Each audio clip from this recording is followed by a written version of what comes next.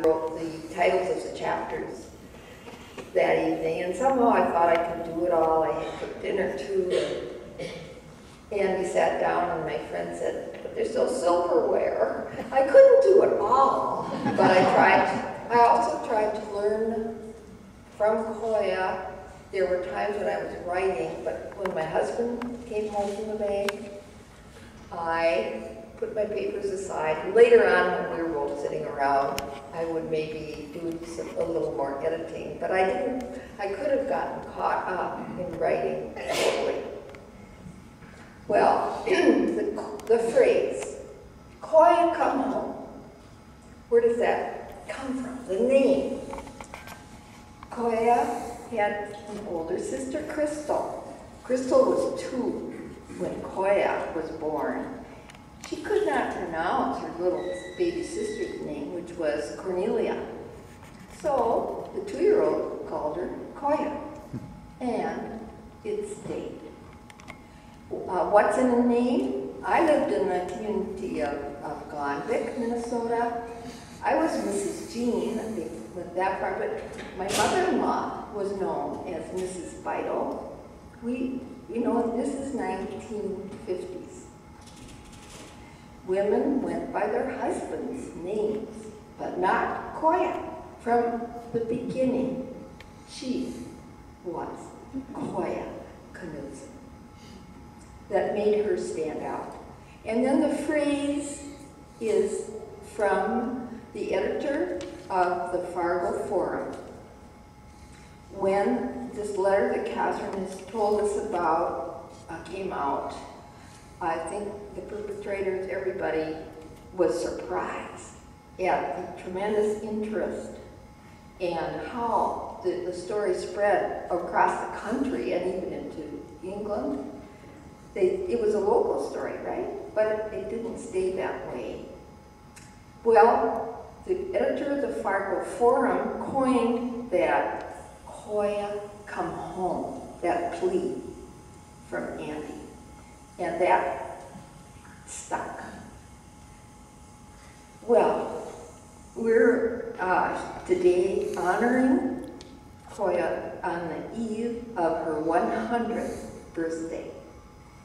And in the first celebration, the town where she taught school and owned a hotel and all, they had a big banner at the entrance of Oakley 2 weeks ago.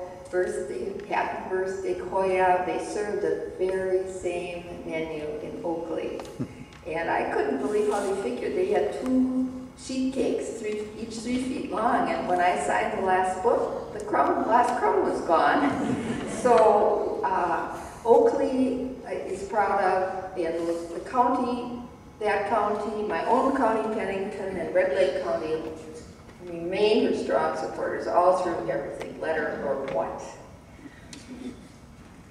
Well, I'll conclude by saying that, of course, when I wrote this thesis of 100 pages, it was a story. The question was, how did Coya get elected?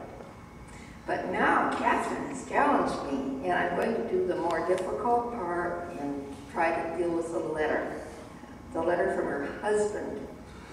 And all through, I interviewed many leaders of the DFL in northwestern Minnesota, and state leaders too. And whose idea was it? It wasn't really Andy's idea. It wasn't. He did the letter, yes. Okay. I couldn't find out. And I wanted to, and I wrote the book, and I left it for, I thought, someone else. But several years after Coya's death, a friend of Spot Ryerson, who was sort of, as Walter Mondale phrased it, the glue that kept that crazy Northwest Minnesota group together. A friend of Spot Ryerson told me that he was himself was a young man. Spot was a man of 58, and he told how Spot had told him about it. I'll leave you to read about it, but Spot was Coya's She introduced her into the DFL. He escorted her around. She stayed at his home many times. He was there after the letter.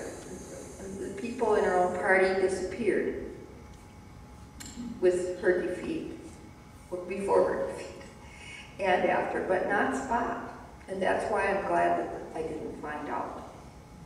But so Coya would have been terribly hurt if she knew it was indeed Spot, who, by the way, just to finish the story, Spot fought for and got the chairmanship of the 9th District in 1958 or 1959, and he displaced Coya's man. That was John Michaels. But Spot became the district chairman, and he was able to somehow bring together these two factions. There was a tremendous split between Coya people, as you can imagine, and DFL.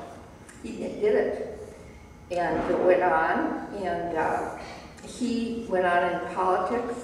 He even got to know the Kennedy family because he was a very prominent Minnesota DFLer. So he's quite a figure in him. This man would be an interesting subject. Well, it was really not a pleasure to find out, but it was something we all do need to know. Well, to conclude, I think it is ironic that Coya's name is linked with home. Why? She lived in her parents' home, college dorms, and finally, eventually, Andy Knudsen built their 4-room farmhouse. And that was the only home of her own in her life. Because after she was a farm wife, they bought the hotel in Oakley, and they shared their home with strangers coming and going. And once she went to Congress, she did live in dinky apartments in Washington and so forth. But finally, the many last years of her life, she shared with her son Terry and his wife Barbara and their family in Bloomington, Minnesota. So today I can say, Coya, I love you, and I'm so glad that you've come home now into all our hearts. Thank you.